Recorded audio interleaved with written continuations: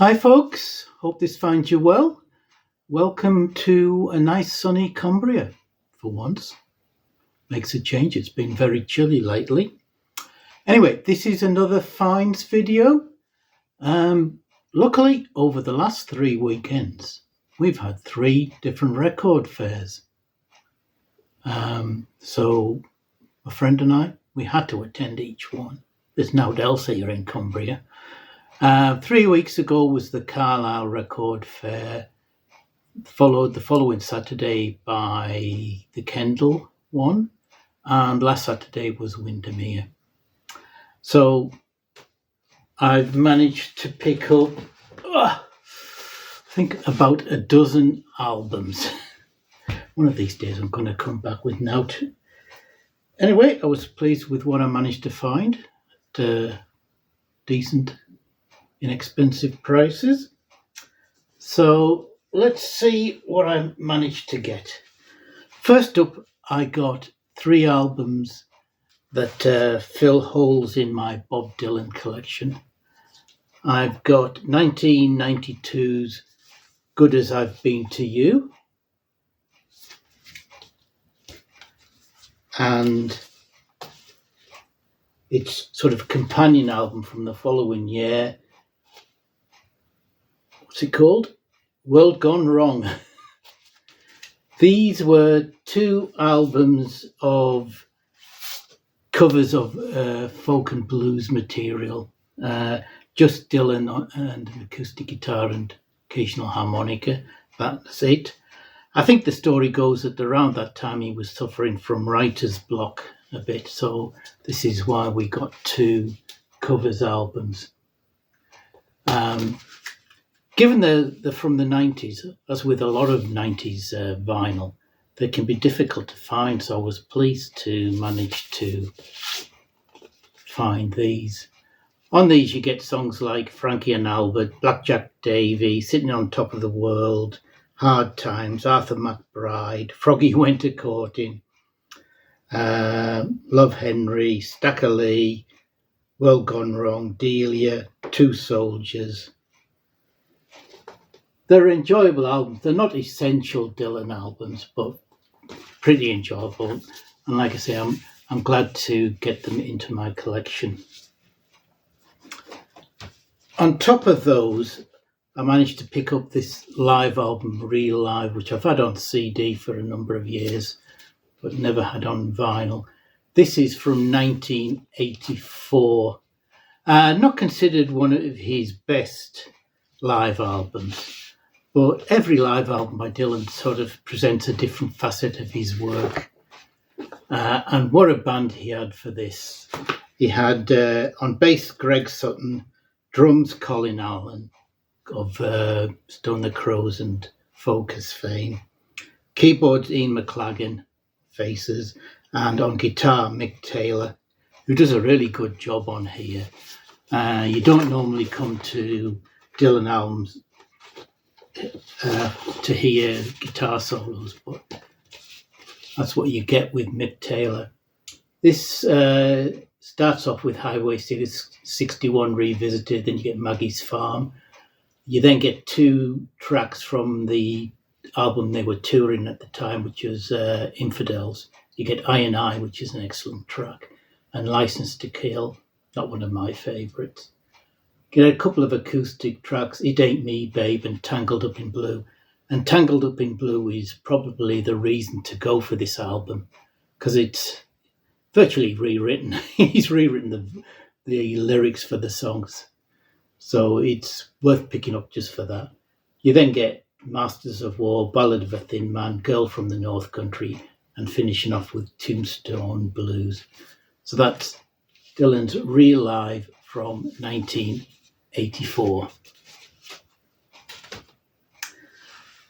In one of my last videos, I showed 3 albums by the Hollies that I managed to pick up. The first ones I'd ever owned on any format by the band. And I really enjoyed those 3 albums. So when I saw this, I thought I had to have it. This is their 1971 album, Distant Light. So it follows on from Confessions of the Mind that I picked up last time. And this is a really excellent album.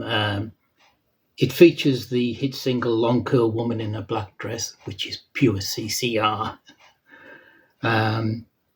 It's all self-written again, and but it sounds like they were aiming for the American AOR market, and I think they succeeded because this album was more popular, I think, in the States than it was over here in the UK, despite the fact that it had a hit single come off it.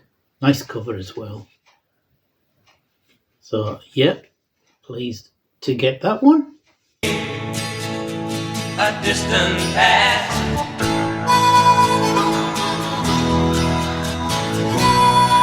Now it's a long, dark road. Yes, a long, dark road.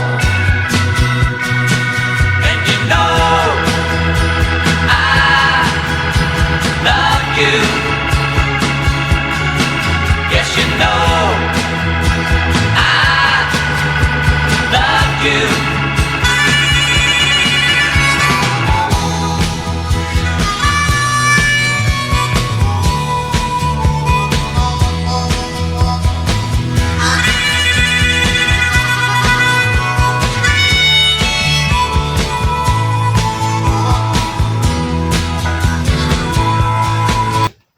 Sticking with a band that made its name in the 60s, one of the biggest, we have the Kinks with their 1975 album, Schoolboys in Disgrace. Sorry for the naughty cover. This was the last, I think, of their 70s concept albums, and basically tells the story of Mr. Flash, who was the villain in the Preservation Act albums. Some people don't like their 70s concept albums. I've always quite enjoyed them. In fact, the very first album by the Kinks I ever bought was Soap Opera, and I love that album. Most people don't, but I love it. This one, I've only given one listen to. I think the second side I remember being better than the first, with tracks like Headmaster and The Hard Way. I don't think it's as good as some of the preceding concept albums, but it needs more listens. Enjoyable.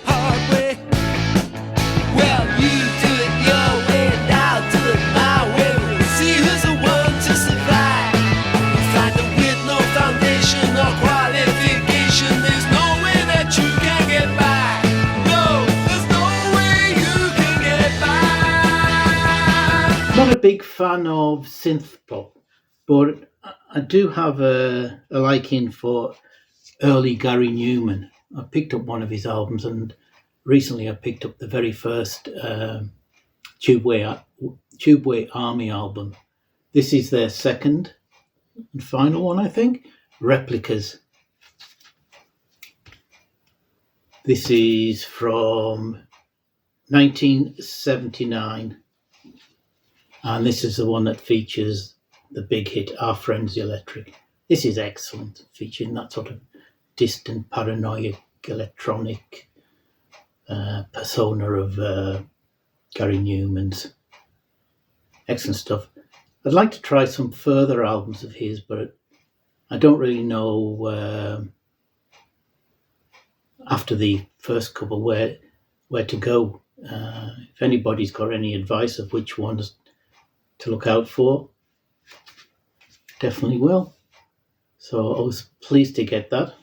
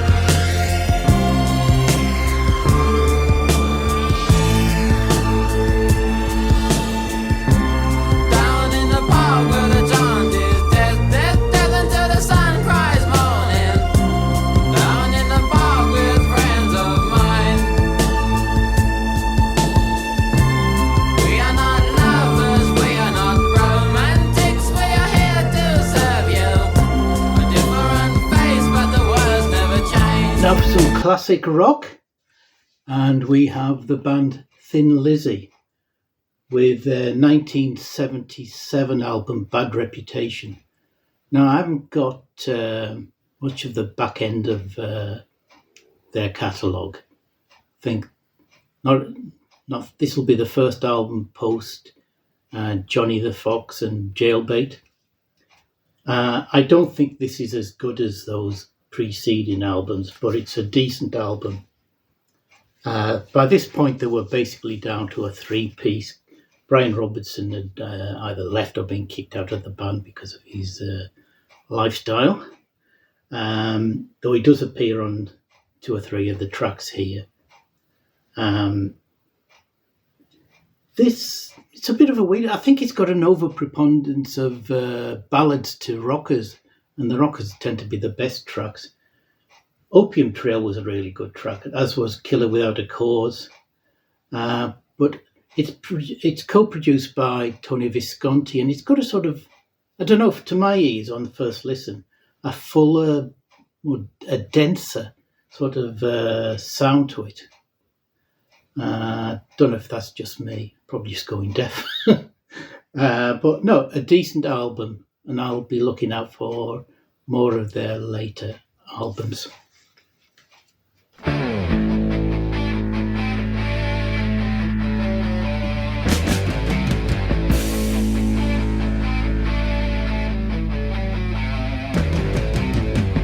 He made a big impression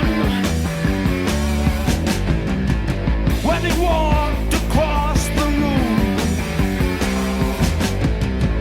and I must make my confession, I might have spoke too soon. He's a killer without a cause. The time is right to settle scores.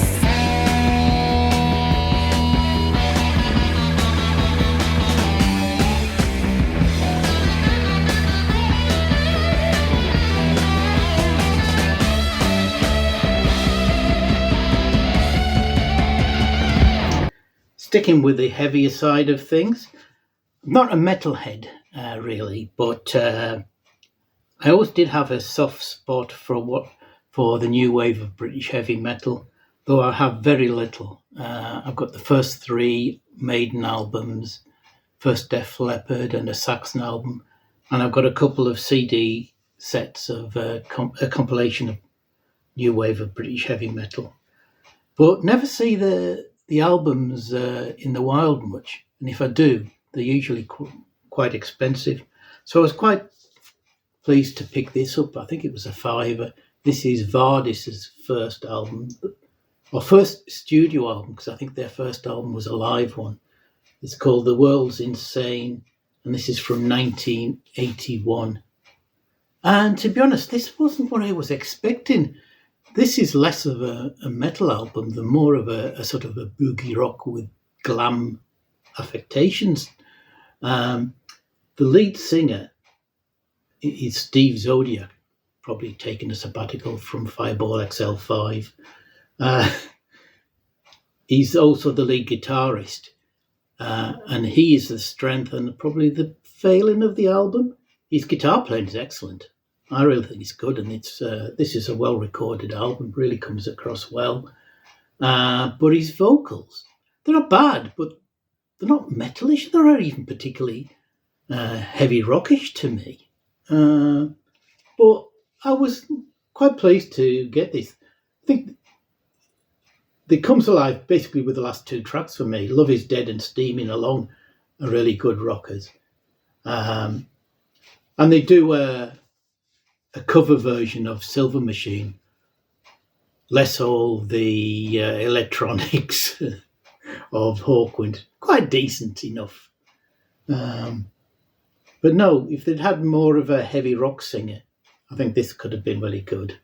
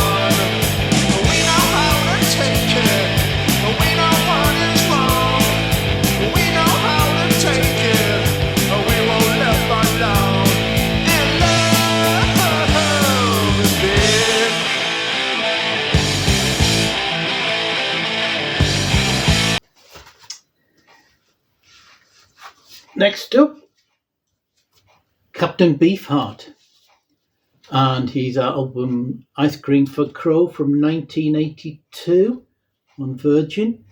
This was, I think, his final studio album. I must admit, I've got most of the pre-74 albums. I think I've got all of them, but I haven't got any of I didn't have any of the last four albums he did until I got this. Pretty much what you expect from Beefheart. Very avant-garde, very bluesy, very free jazzish. On first listen, maybe not up to the standard of most of the previous ones. His voice sounds a little less forceful. Well, it's probably just down to age, but no, it's a decent. If you like Beefheart, then you're gonna like this, I think. Some good stuff on it, and I will definitely be keeping an eye out for the other three albums from the 80s.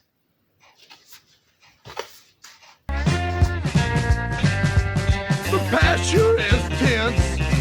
The pasture is tense. No, you got the wrong idea.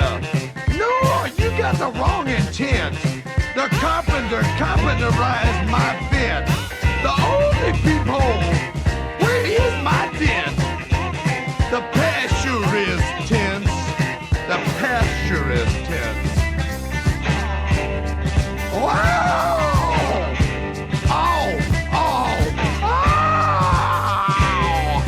Pasture is now. I don't see how. See those people that used to throw those tents? You can't see them now. They're in past tense. Ow! The pasture is tense. The pasture is tense. The pasture is tense. The pasture is tense. Moving into jazz. And we have Larry Coryell with his album The Restful Mind on Vanguard. This is a US pressing. And on here he's backed by three of the members of Oregon, Ralph Towner, Colin Walcott and Glenn Moore, three of the four members.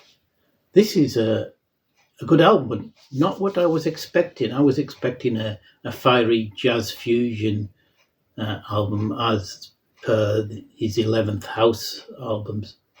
But this is more a mixture of world jazz meets classical, and mainly features acoustic rather than the electric guitar to a large extent, with improvisations on classical pieces. It's a nice album, but very more laid back and more relaxed than I was expecting, but a nice one to pick up. Just one problem I had with this. This came in the shrink wrap, which looked like it had aged quite a bit. And so I was trying to take it off. And what I didn't notice is the previous owner had sellotaped the shrink wrap to the openings. Hence, and that had yellowed as well with age. So I didn't notice. Hence, a bit of the cover came off, which is a shame because otherwise this cover's in excellent condition. But no, you can't really go wrong with Larry Coryell, superb jazz guitarist.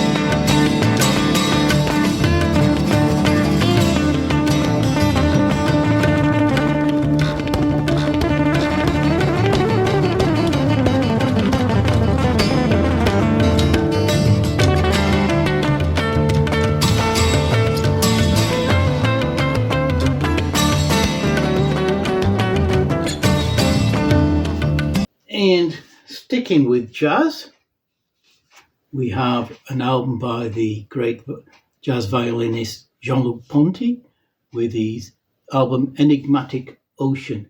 This is from 1977 on Atlantic. I've read that this is considered probably one of his best albums.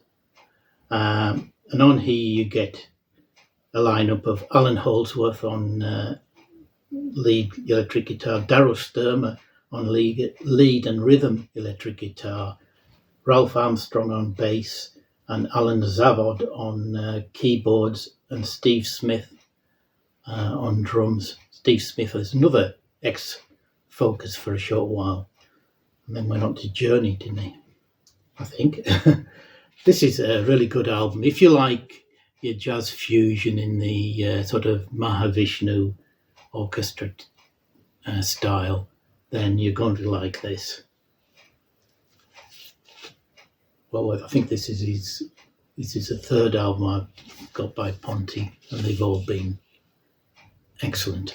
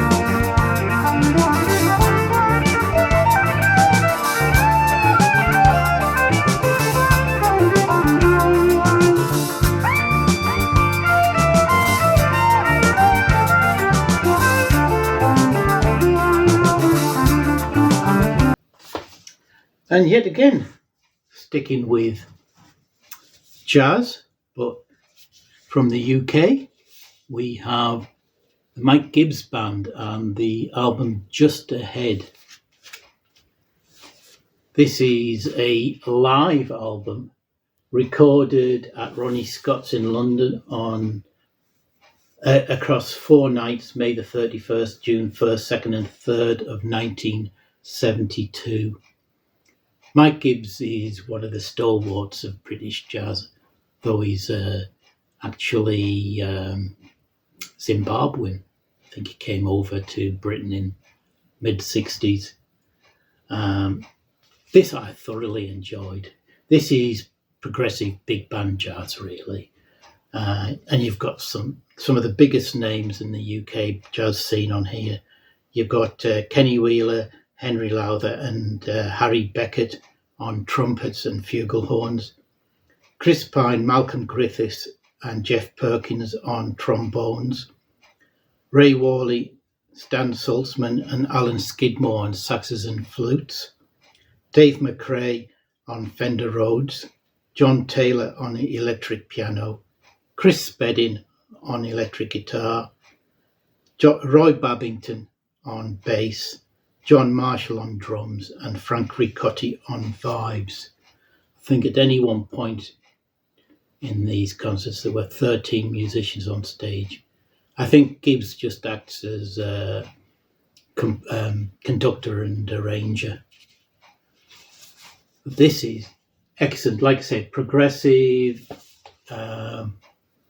quite bluesy jazz rock with in places you can just hear elements of the sound of Nucleus and Soft Machine. Not surprisingly, given people like Babington and Marshall and McRae.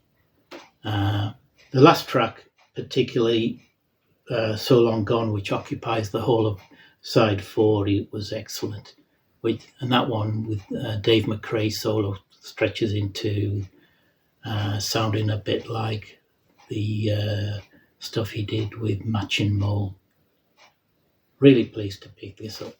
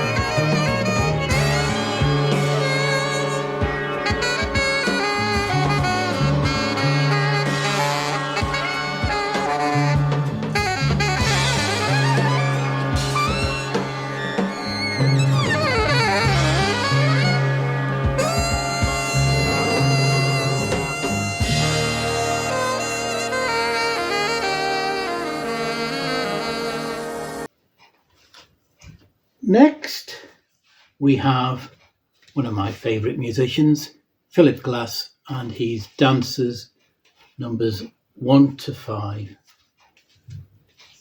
Glass was the artist who introduced me to minimalist music when I first heard Einstein on the Beach. I think on Radio 3 of all places, I think. This is obviously his Glass Ensemble without Michael Riesman on keyboards and others. Plus there's a couple of pieces, Dance Number 2 and Dance Number 4, which are pure solo organ. You know what to expect with Philip Glass album of this period. When was this for? 1988. Wonderful stuff. Another one I've had on CD for a long time, but was really pleased to get this. And this was in the half price bin at the Carlisle. So it cost me, I think, a tenner, and it's a double album. Wonderful stuff.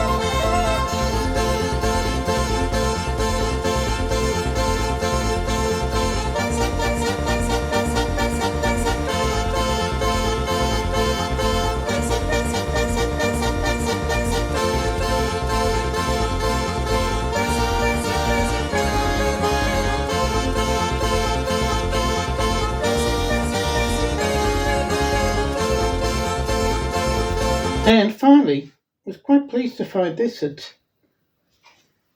again, I think this was ended up at about a tenner once I got my discount. And this is the Aynsley Dunbar Retaliation with Dr. Dunbar's Prescription. This is their second album, I think, from 1968. This is another American pressing on the Blue Thumb label. And on here you get obviously Aynsley Dunbar on drums, you get Victor Brox on keyboards and vocals, you get John Moore's Head on guitar, and Alex Jomchowski on bass. This is excellent. I really enjoyed this. If you're into that early British blues, John Mayall-ish type of blues, you're going to like this. Brox has got a great bluesy voice.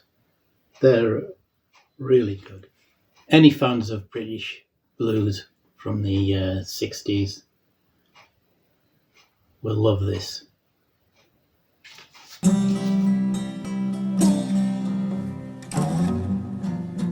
My mother told me one time when she was still alive.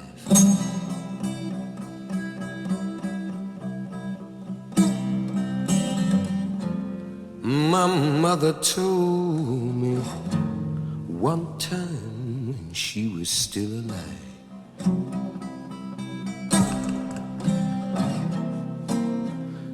She said, don't be a fool now, crows your needs must when the devil drive.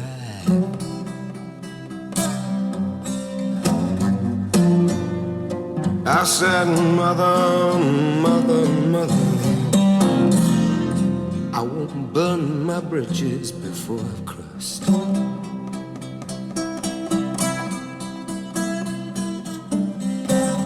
Anyway, that's it. That's what I managed to pick up at the 3 record fairs.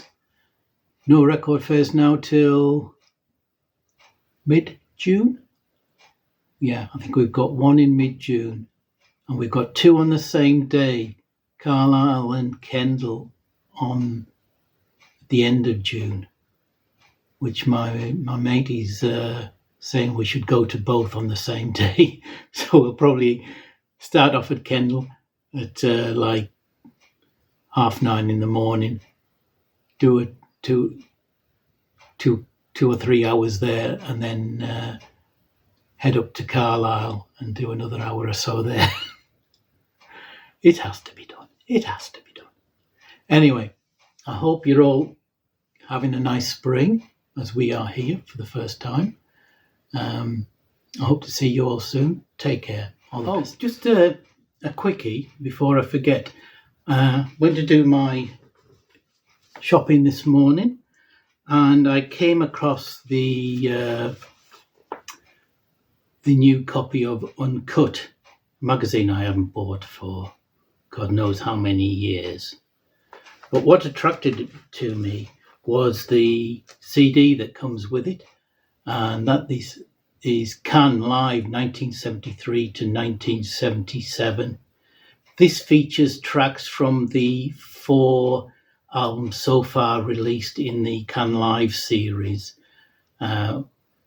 One Stuttgart 75, Brighton 75, Cuxhaven 76 and Paris 73, and also features a track from the 5th album that's coming out this month, Aston 77. So if you want to try this series, see if it's for you, and why shouldn't it be? It's all brilliant material. Get yourself a copy of Uncut and try this. Anyway, that's it. Bye.